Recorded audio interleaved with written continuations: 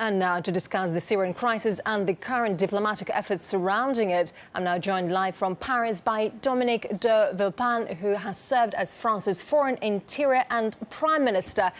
Monsieur de Villepin, welcome to RT. It's very nice to see you here with us. Previously, you were warning against intervention in Syria.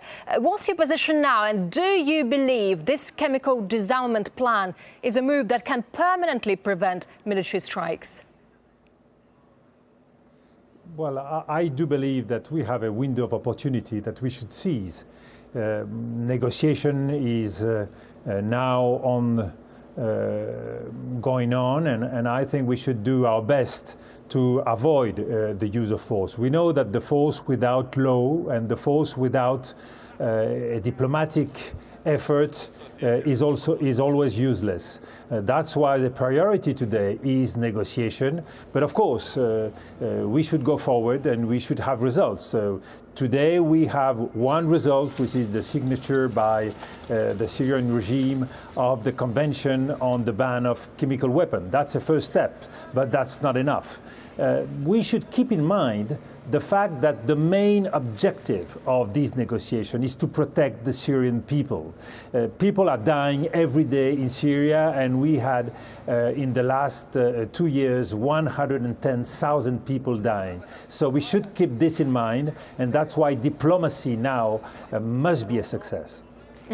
Washington is convinced Syria agreed to be disarmed only because of the real threat of being attacked. Bashar al-Assad says that's not the case. What do you think?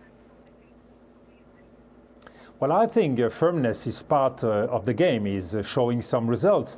But I think the main factor is the willingness of Russia to take responsibility, and Russia taking the lead, Russia making some proposal. This is really changing the whole figure, the whole physiognomy of the situation. So we should look forward to see how now we can have in between the discussions between John Kerry and Sergei Lavrov some results. I think all the players should be proposing, and I hope that the French diplomacy would during the next days also be in its traditional position, in a position of mediation, proposing. I think everybody should be looking forward to try to find some peaceful solution to the situation. Sure, but still the threat of military forces now a stumbling block in negotiations and diplomacy. Assad wants the threats to end, while Washington wants to keep the possibility of strikes on the table. What's the way out of this? Well, we know that military strikes are not easy.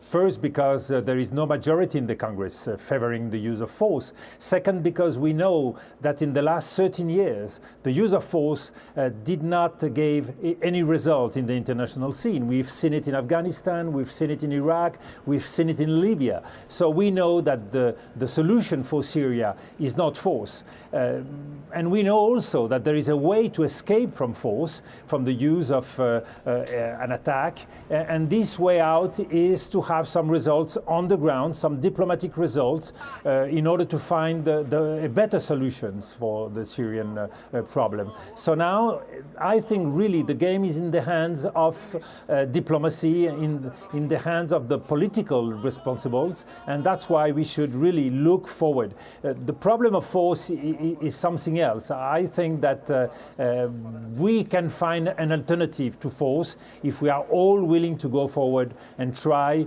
to have new steps that would allow us to find a solution for Syria. But could any other interest be behind the US and its allies wanting to strike Syria beyond just punishing Assad for the chemical attack he allegedly committed? Well, first, we know that punishing Assad should not be by force. For that, we have the international legality, we have the International Penal Court. So the answer to punish is never to use force. The answer to punish is to go through justice. That's the real issue. But the main problem today, again, is to try to protect the Syrian people. And for that, the force is not going to give us any answer. Force will mean more people dying on the ground. It means new escalation. We should not forget that not only we have a civil war in Syria, but we have a big fight between Sunnis and Shias.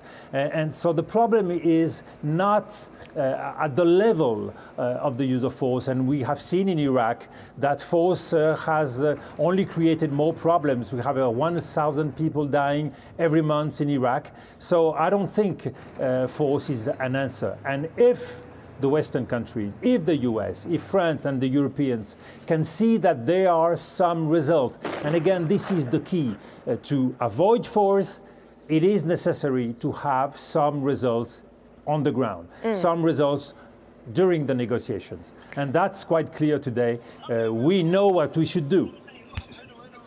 During the lead-up to the US-led invasion of Iraq, US, French foreign minister were among the most vocal opponents of that move. And now with Syria, your country has a completely different position. Is it because the circumstances are so different, or is France playing politics now? What can you say? Well, yes, I'm afraid the situation is a little different, but I'm afraid, I think also that everybody does know that force is not the real answer. And we know that the public opinions are not in favor of force. That's why I think today we are all expecting Moscow, the Russian, to really deliver some results and to put more pressure on Assad.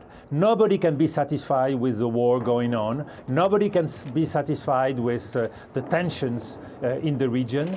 And the answer is diplomacy. But diplomacy doesn't mean that nothing should happen. Diplomacy means we should be able to go forward, both in order to have the chemical weapons getting out of Syria, and second, to find some new answers, because we know that the solution is political, some new political answers, as well as some humanitarian answer.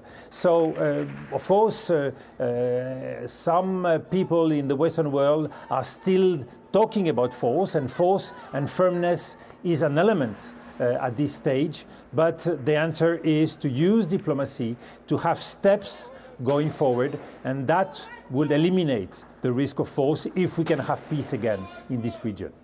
All right, Dominique de Villepin, France's former Prime Minister, Foreign Minister and Interior Minister, live from Paris. Monsieur de Villepin, thank you very much indeed for your time. Thank you.